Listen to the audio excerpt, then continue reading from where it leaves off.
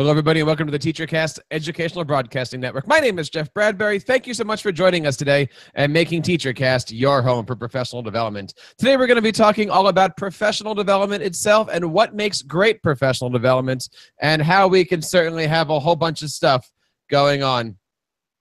Our co-hosts today are Sam Patterson. Sam, how are you today? Welcome to the show. I'm phenomenal. I think I'm finally not sick anymore. That is fantastic. How is everything going over on mypaperlessclassroom.com? Really amazing. We've got a post in the works talking about literacy and coding, and I have to figure out how I'm going to share about all of this apron making I've been doing. And tell me about this apron making real quick. Well, the second graders have a PBL we're doing, and I want them to learn sewing, and I want them to think about social justice. So we're doing this thing called Made for Equity, and we've got a Twitter account, Etsy for Equity, and they're making aprons out of old tote bags, and we're going to sell those. From the great state of Massachusetts, I want to bring on Jennifer Judkins. Jen, how are you tonight? Great. I'm checking out this Etsy for Equity page that you our Twitter stream, Sam. That's a great idea.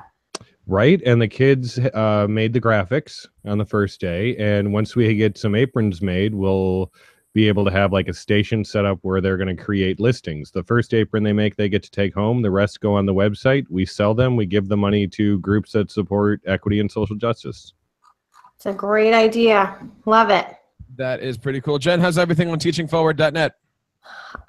Very quiet because I started a new job and have not been blogging, but I had a fantastic Saturday running. I helped to run Ed Camp North Shore here. This is our second Ed Camp in the same location in Massachusetts, and we had about 120 teachers from over 50 schools show up, so it was a great day.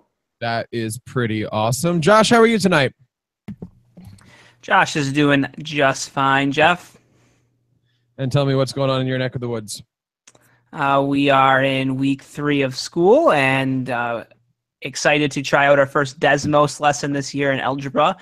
So I'm excited to see how that's going to go. I got to witness a lot of good stuff with Desmos last year. Of course, we had a great conversation with Dan Meyer about this time last year on the TechEducator Podcast about Desmos. So it's an awesome modeling tool, graphing calculator, a lot of great activities in there for students as they learn new mathematical concepts. And we're trying it on Thursday, so I'm pretty excited. It's kind of like my first thing I'm planning as a part of this co-teaching thing I'm doing. Nice. Rob, how are you tonight? I am doing wonderfully. And I understand that you had a victory this weekend. We did. Tell us about it. We did. We were able to pull out a victory, our first of the year. He's talking about the fact that I'm coaching football this year. So it's my son's team, 6th grade, and we're now 1-3. So it was a good victory. Nice.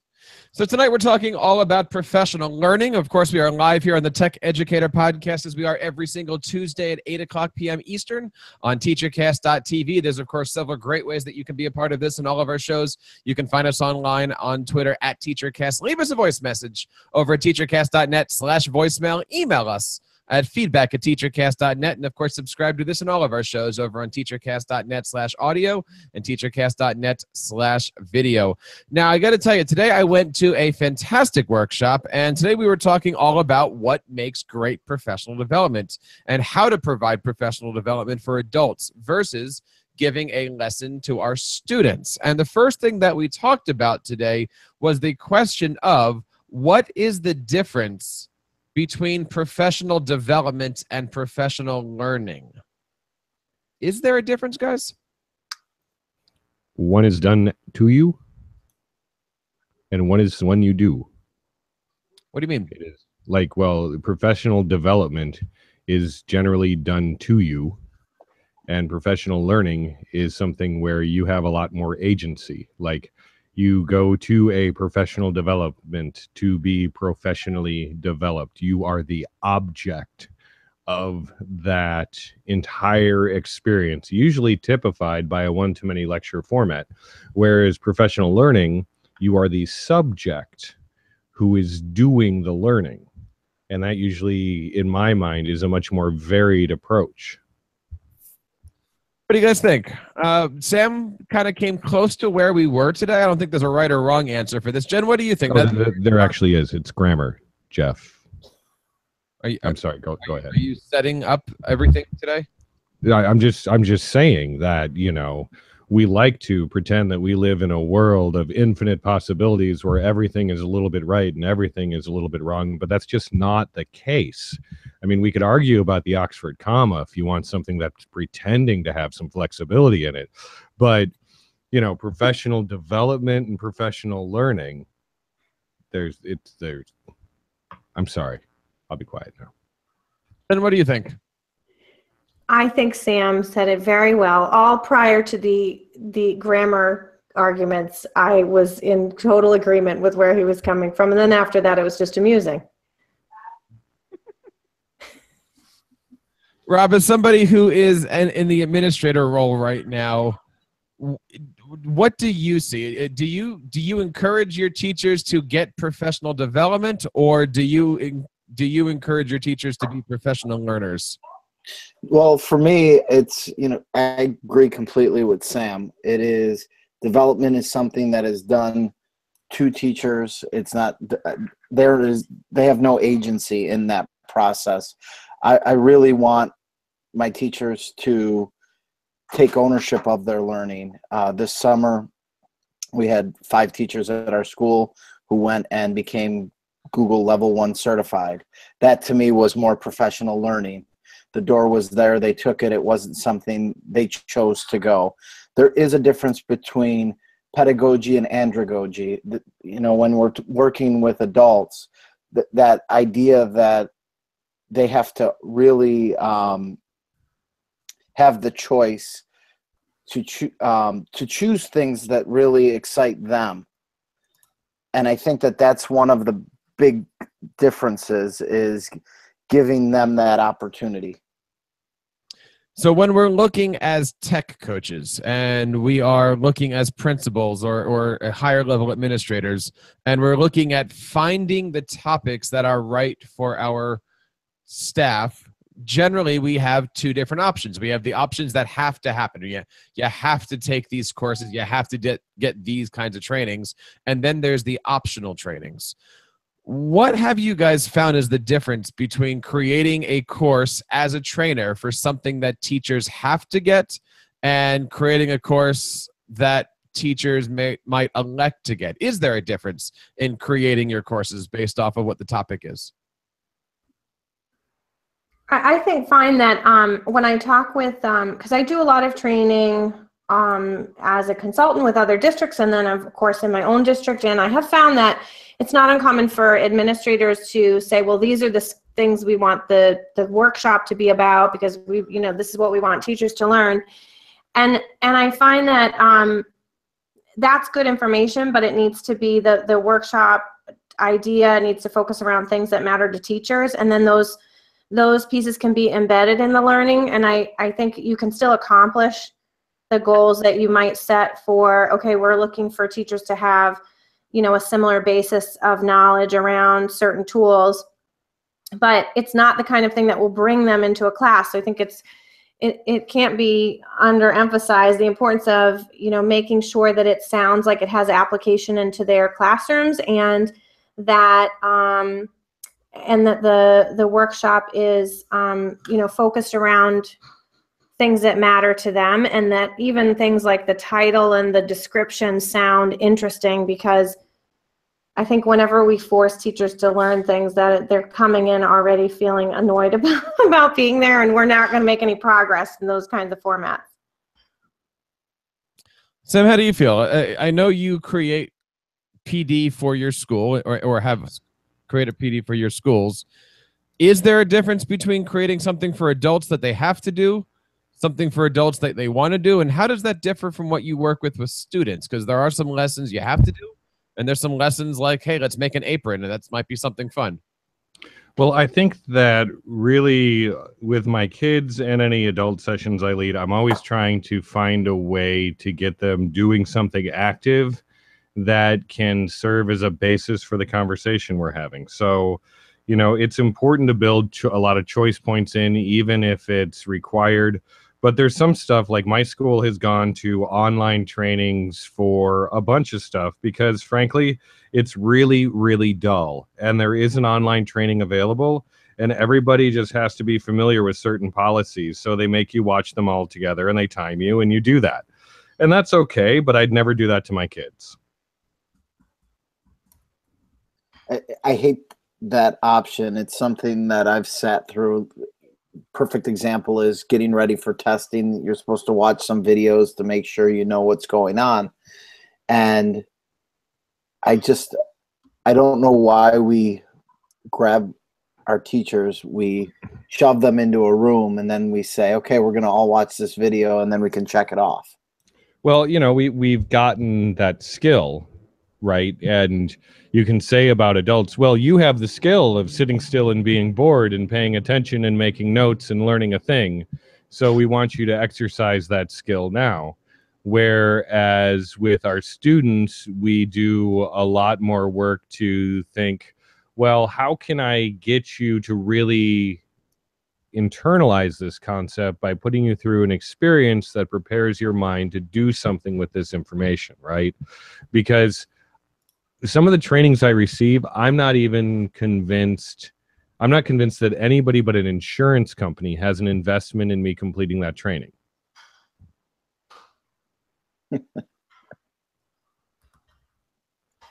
Josh, you're quiet. As somebody who is also a tech coach and you give a lot of training, sometimes in our departments, we are told, please go work with these teachers and train them on this. And sometimes they say, hey, I'll give you 2 hours at a PD day. What would you like to do? Which do you prefer? And do you plan things any differently depending on if it's mandated or if it's voluntary? I think there's a huge difference between mandated and voluntary. Yeah, I wasn't really talking because I'm just kind of stuck on the semantics of professional development versus professional learning. Coming into the conversation, I would have told you that I figured they were the same thing. And I think that's probably not the point we want to argue over. I think more the issue, like you're talking about, is how do we take professional development from what we commonly think it is this, all the teachers go and learn this thing, to a more personalized model. So when you talk about which would I rather have of the situations you just talked about, I'm fortunate at my job that I've really never been told that I have to go work with certain teachers on something. So that's been nice. It's really been totally optional, up to me who I go pursue. Obviously, I'm trying to get to everybody, but I've never been told, nobody's been put in that position where they have to be trained by me. But training is totally different than professional development, in that professional development is really about that learning in the classroom and how can we use this and building that pedagogy and that curriculum, versus training like how do you use this particular tool kind of thing. So I would much prefer the optional. It's a totally different thing. I probably stress about it less, and I try and provide a lot of pathways. And for me, it's a lot more freeing, because if I'm forced to, then I'm a lot more concerned about dotting all the T's and the whatnot. Whereas I'd rather just have an opportunity to have a good conversation. I don't know if that answered your question. Mm-hmm. But I think what we can tell is that as we're going through here, there are going to be some times where we have to train and you know, we're told what to do, and sometimes teachers have to learn. I know for many school districts right now, we're going through those mandated courses on the bloodborne pathogens and harassment and bullying and all those things that, as Sam just mentioned, you kind of have to go through and check off.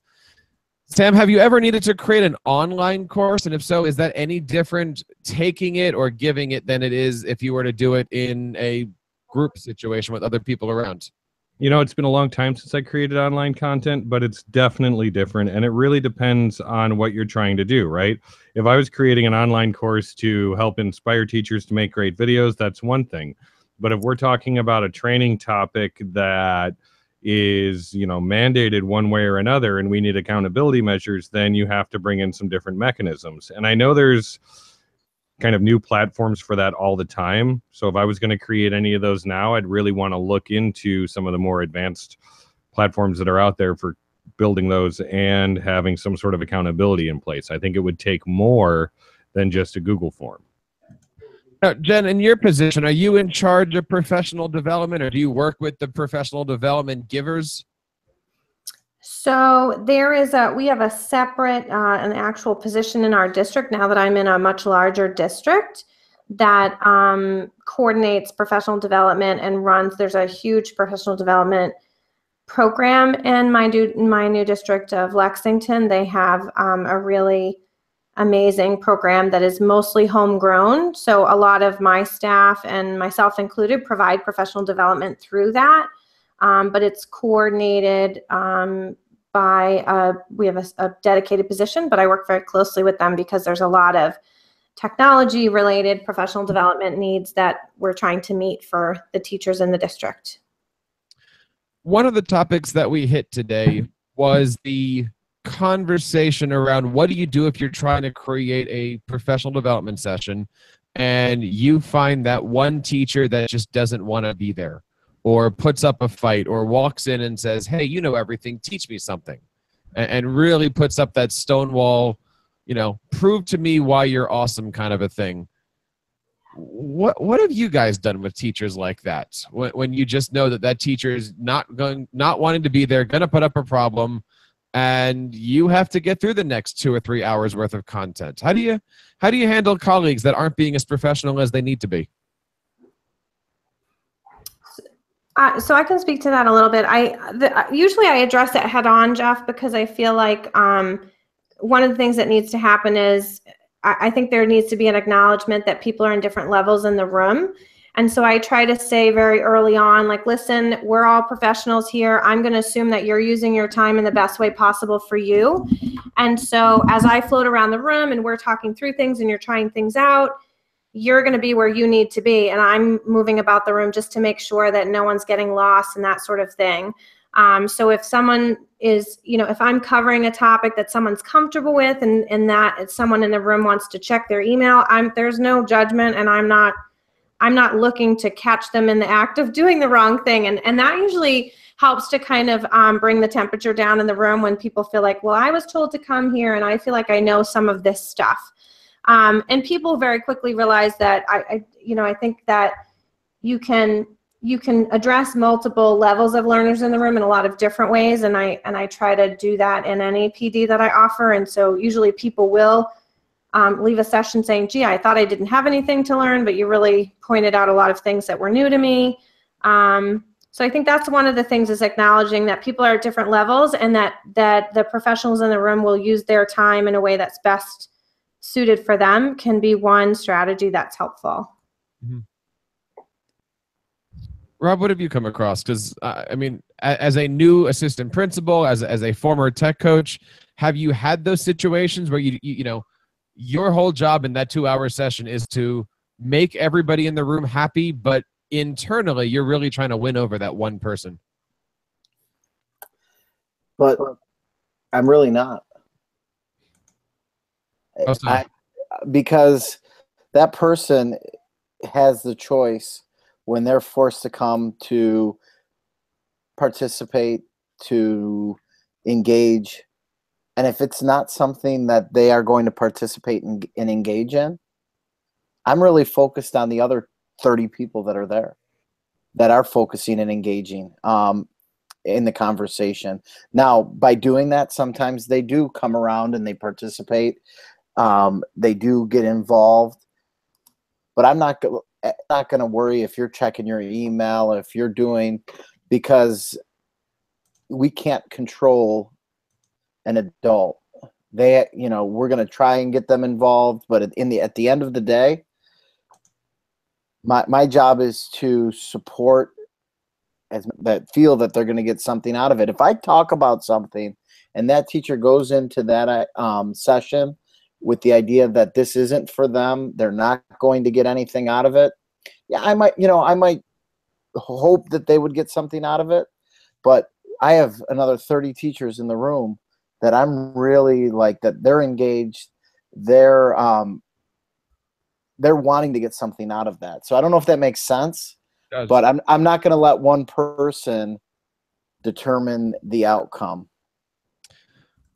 I like all the ideas here. I want to bring up another topic that we hit today, and that's the idea of preparing and things that you bring with you.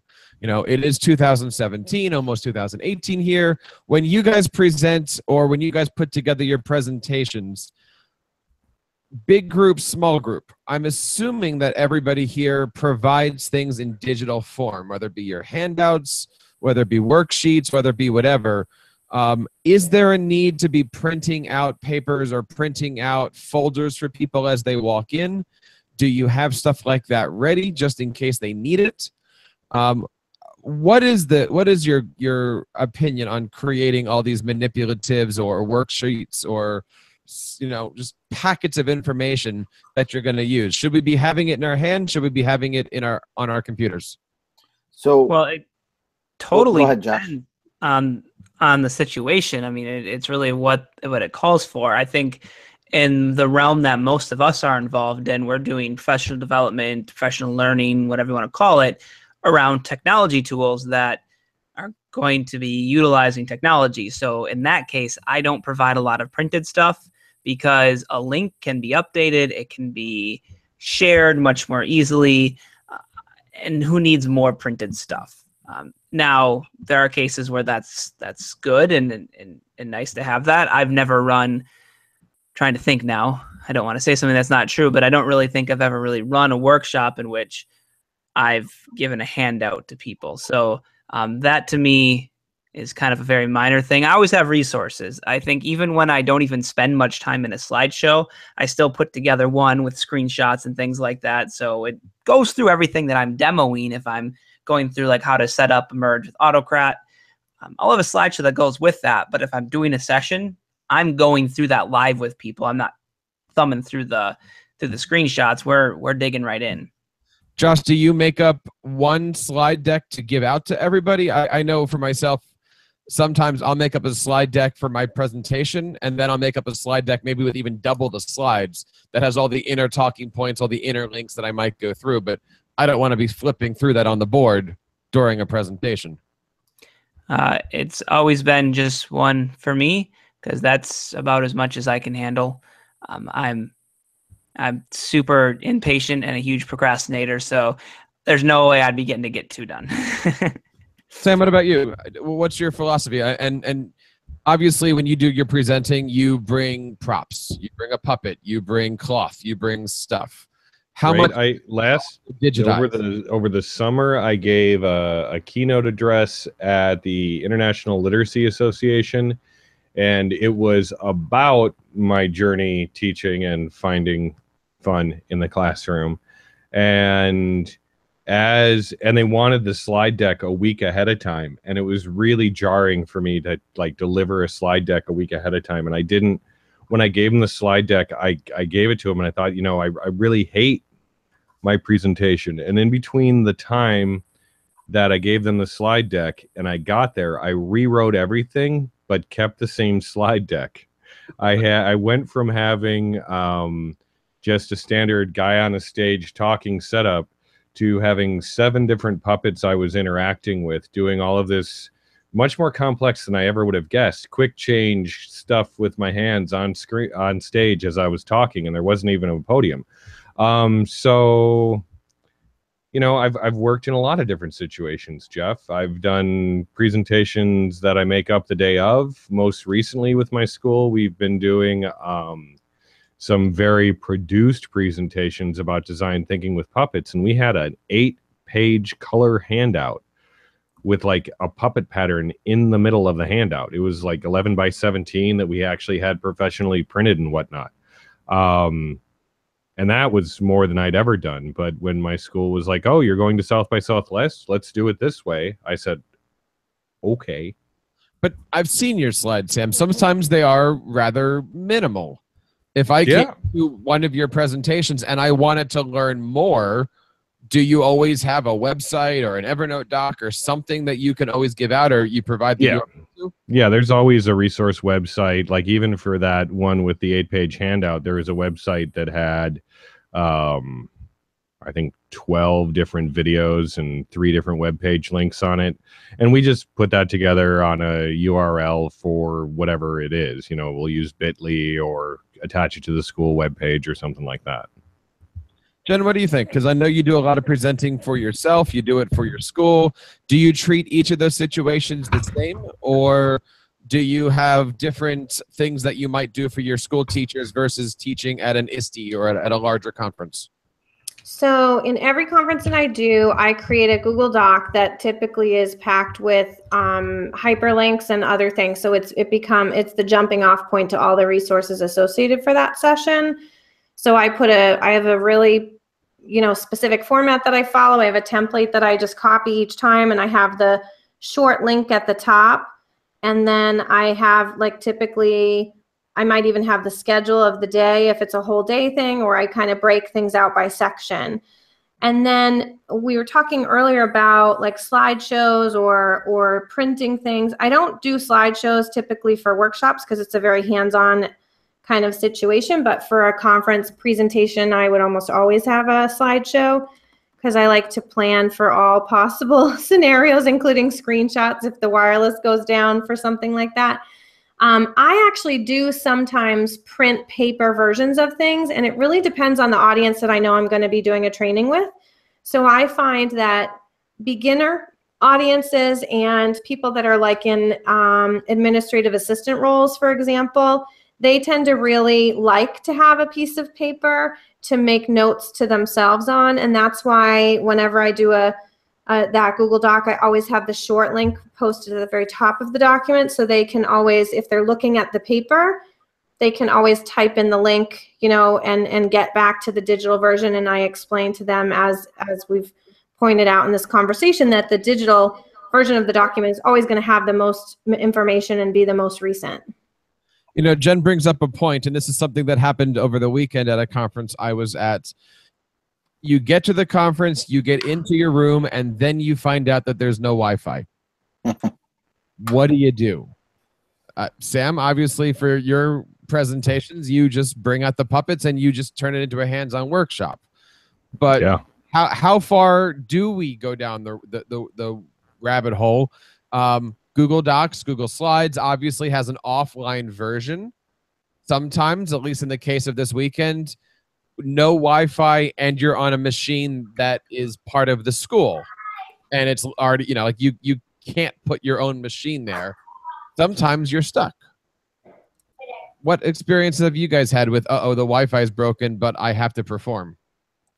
So a couple years ago, I presented at a conference called TIES in Minnesota, and great conference, very busy, lots of people in a small space. And whenever you have that many people in a little space, you invariably run into Wi-Fi issues. No matter how much effort they put into it, it just always happens. Like, I've never known it not to happen. ISTE's another one that, I had a workshop with 150 people that we were doing, and yeah, the Wi-Fi was rough. But what I've noticed about those two instances, which I find just absolutely incredible, is that I personally, just because people struggled so much to get in, things took forever to load, that they went really poorly. Like, I didn't like how they went. They didn't feel good. People couldn't get in.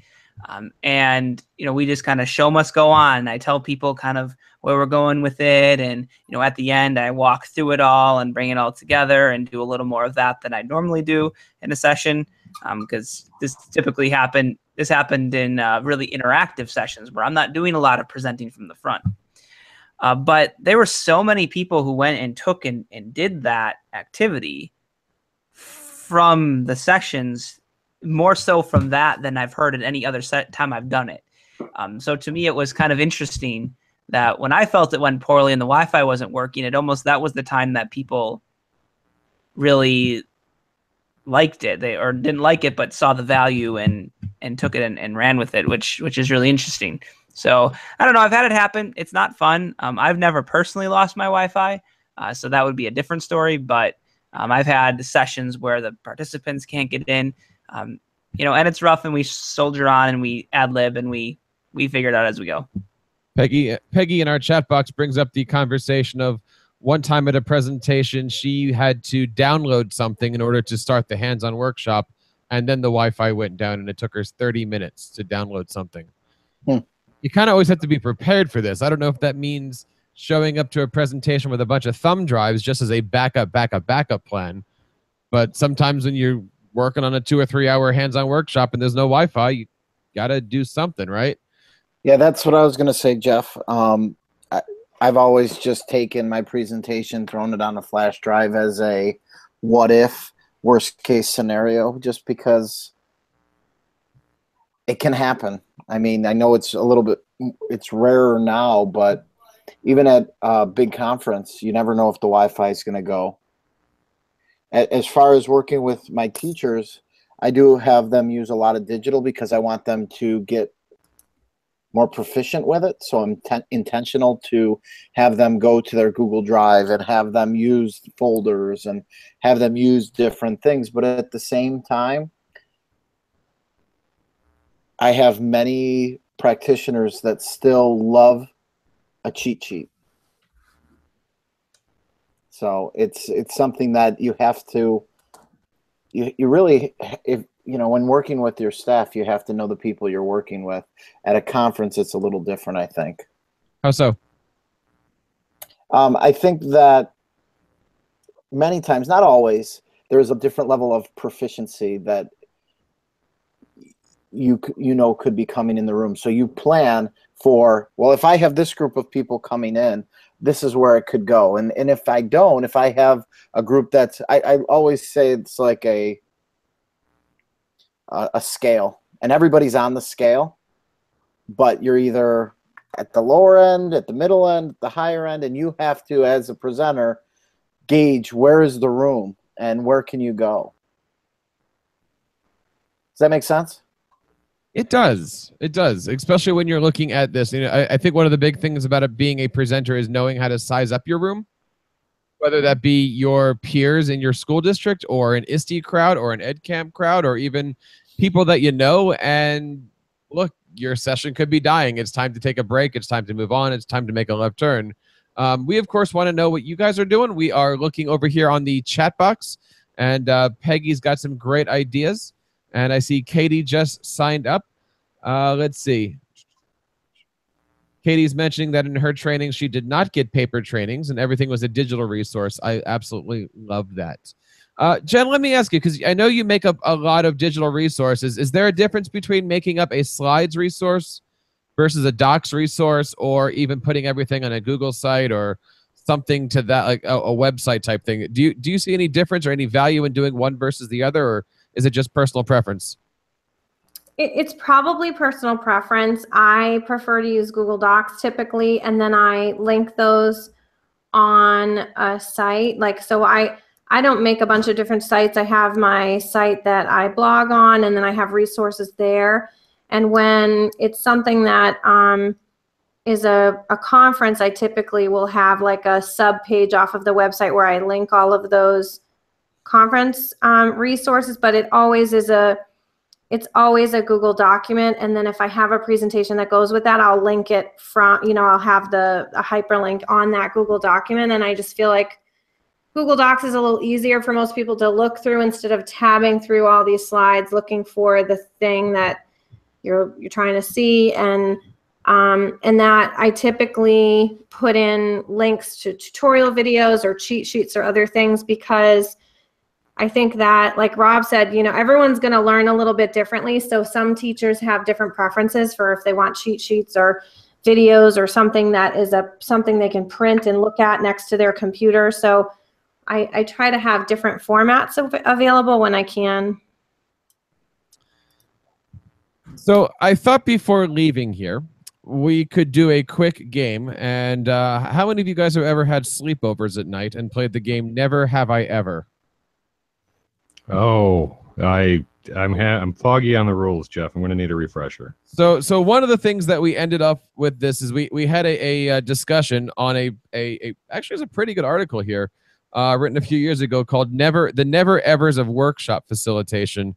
And we kind of went around the room with the Never Have I Ever, and we kind of realized that some of the things on the list we've done. and some of the things on the list we haven't done. So for instance here, never have I ever shared resources that were illegible from the back of the room. You guys ever put out something on a PowerPoint slide or whatever that you just know that people couldn't see, but you did it anyway? Oh, I'm sure. Probably, but not intentionally. I think visible is often relative. I mean, of course, it's relative to a person's eyesight and how big the room is and how big your projector screen is. That's a lot of caveats. I will say that I'm sure somewhere down the line, in the dozens of presentations I've done, I probably made some pretty terrible slides. So I can't really say never have I ever done that. How about never have I ever gone past my scheduled time of ending, my scheduled ending time? You know, I'm sure that I've done that at some point, but I never did it after the first time. Especially with my own staff, right? Like, unless they asked me to, and they were like, "Look, can you just keep going?" Because, you know, there's certain practices I have now that I know I came to by way of not doing it right the first time. And one of those is we start, if the training starts at 3, we start at 3. And if it goes till 3:50, we go, we end by 3:50, if not before. And anytime I can end before, I make sure that they realize that we're ending a little bit early because we worked well and we met our goals. So thank you. So they're really, anytime you give a training, you're building the community that you're training, right? So, and I think this is kind of what I come back to from our first question, whether it's, professional development or professional learning, right? Are you doing this training to people, or are you building an experience for them to enjoy with you? As the person in charge of that, you're always building a community. You either have a choice of building a community of allies who are empowered in the process, or building a community of, what's the opposite of ally? Enemy. Ooh, yeah. Building a community of enemies who hate to see you coming because they know you're going to waste their time. All right, we'll do 2 more of these. Never have I ever told participants what I've forgotten. Meaning like, I wish I put that slide in, or hey, I had some handouts but I didn't have them with me, or I wish I would have brought that extra $20 for you guys. I wish my partner was here. They're a lot smarter. Sorry, I left Waka at home. I brought the blue puppet instead. Yeah, I was gonna have a little breakout box activity as a part of a session, and I left that at home, so that was fun. I was gonna. But did you tell them about it? Did you take up their time to make sure they understood that you had failed them? I unfortunately the most open book ever, so everybody knows. Right. Well, you can be an open. There's a difference between being an open book and reading it to people, right? Sorry, guys, we're going to do this great activity today. Fine. Right. I am an open pop-up book. Or my favorite one, which is on the way over here, I was gonna stop and get a bag of Snickers bars, but they melted in my car. Sorry. Or I ate them on the way. I ate them on the way. Right. I ate them on the way is just honest. I mean, that's fine. Right. But again, you don't need to know. You don't need to spend the time telling them that. They look up, they're like, oh, great. He's late. He's showing up late with coffee and there's chocolate all over his face. This idiot's been out getting coffee and candy before the session, and there's none for us. Jen, you're quiet on some of these. That's because she's perfect. I mean, what can I say? I'm sure I definitely have dropped the ball on the time thing. I get so into what I'm doing and I don't always notice. But as far as telling people if I forgot something, I'm not sure about. I'm sure that I have. I just can't think of a specific time. But when you do enough training, you're gonna do all of these things at one point or the other. I think that I spend a lot of time trying to be thoughtful of all these things and plan for all contingencies. So I'd like to think that most often I'm hitting, my goals of having the stuff ready and being organized for people. But But honestly, is there anything more difficult than trying to train a room full of teachers, right? You're trying to make sure that you've got everything they need to learn, and everybody in the room is a professional at making sure that everybody in the room has everything they need to learn. So you can pretend that they're not judging you, but you know that they're sitting there going, oh my God, if I was doing this, it would be so much better because of X, Y, and Z. And they're probably right. At least in my sessions. Well, Sam, to answer your question, the only thing more difficult than that is potty training triplets. All right, I got one more for you guys here, and I want to go down the road because I know you guys have all done this once or twice. Never have I ever given my participants something to read and then read it straight to them. Ha! I haven't done that in a long time, but I've done it. I think we've all done that as new presenters or new teachers. Yeah. It's really hard not to, if you put a bunch of words on the screen, it's hard not to read them. It doesn't matter if you're the presenter or the audience. You're going to read whatever's on the screen, which is why there is so many great presentations now that have almost no words on their screen. Right. And I think in there somewhere is the putting a slide up that has 25, 35 words, and you leave it up there for 1 second, and then you cut it off. Right. Or like a long, my favorite is, putting up the slide with the URL and then going ahead with it and just not even. Right. And then, people are either writing it down or trying to read it or getting out their phone to try to capture it, and you just go right ahead and don't let them do it. Yeah. Or especially, and this happened not at the thing today, but over the weekend, it was I'm going to put a cartoon up only long enough for you to realize that there's something funny on it, and then I'm going to change the slide. Nice. So, a lot of good stuff here. We've, of course, been talking about leadership and educational leadership over the last month or so, talking about how to be a good tech coach, how to be an educational leader, how to make the transition, and today we're ending with how to create good professional development for your staff or for your conference. We are going to be putting all these together into one long blog post that has everything kind of put together here. So if you haven't had a chance to check out the other shows, please take a moment to head on over to TeacherCast and do. If you have any questions about any of these topics, I'm sure we would be able to answer them. I want to say thank you to everybody out there on our chat box over on TeacherCast.tv. Let's go around the room and tell us how we can find you guys and what is exciting you these days as we head into October. Jennifer, what is going on, and when can we expect to see some great, amazing things happening over at teachingforward.net?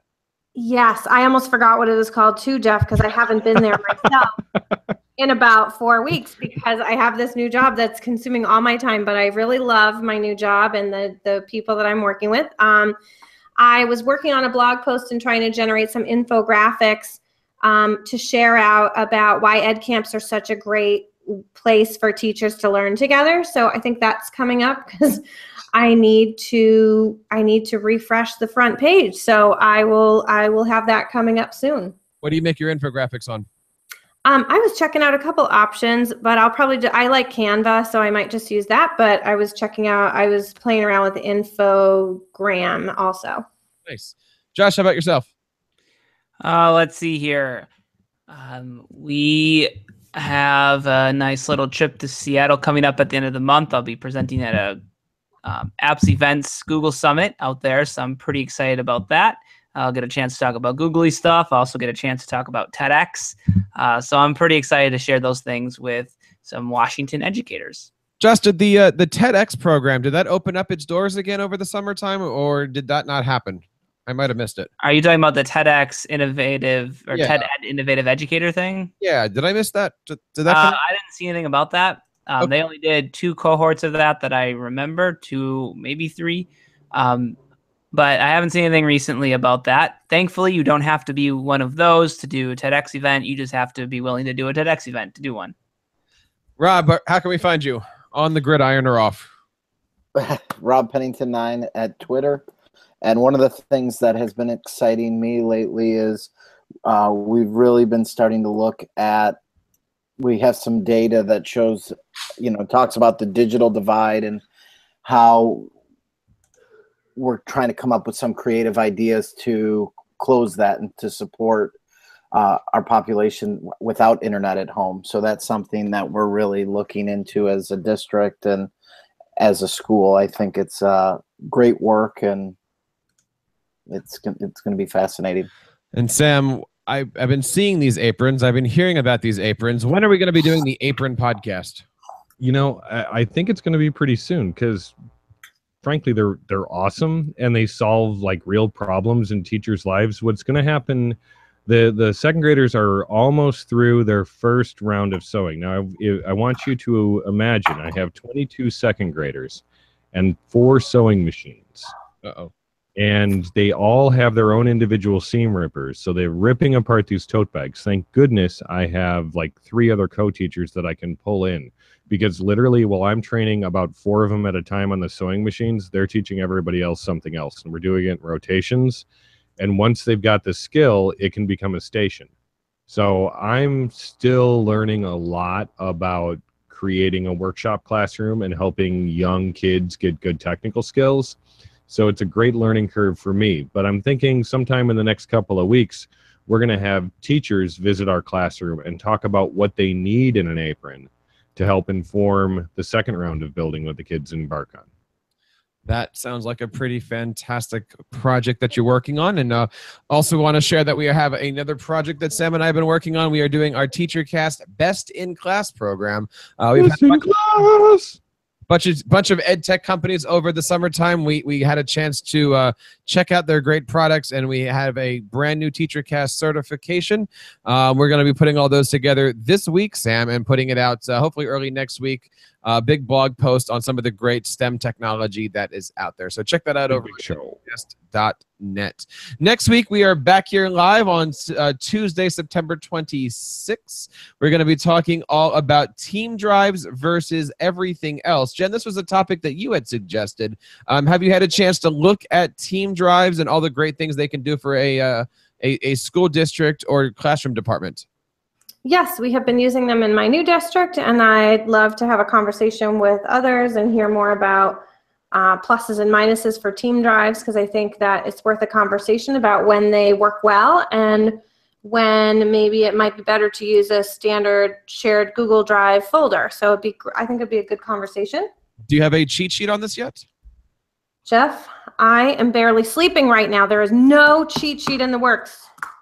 Well, I mean, come on here. I know. I'm going to disappoint you, but it's... Well, it's a great opportunity for any of our listeners to contribute their own. Google Drive, Teams, there you go. Team Drive for TC. This is why I can't even host, guys. And Sam, I mean, I see the mouth moving, so I mean, just get the hand going at the same time here. Right? Ugh. All right, that wraps up this episode of the Tech Educator Podcast. There's, of course, several great ways that you can reach out and be a part of this and all of our shows. We, of course, want to thank our audience live on TeacherCast.tv. They're following us also on Twitter at TeacherCast, leaving a voice message over at teachercast.net/voicemail, emailing us at feedback@teachercast.net. And of course, you can subscribe to this and all of our shows at teachercast.net/iTunes and teachercast.net/YouTube. On behalf of everybody here on the TeacherCast Educational Broadcasting Network, my name is Jeff Bradbury, reminding you to keep up the great work in your classrooms and continue sharing your passions with your students.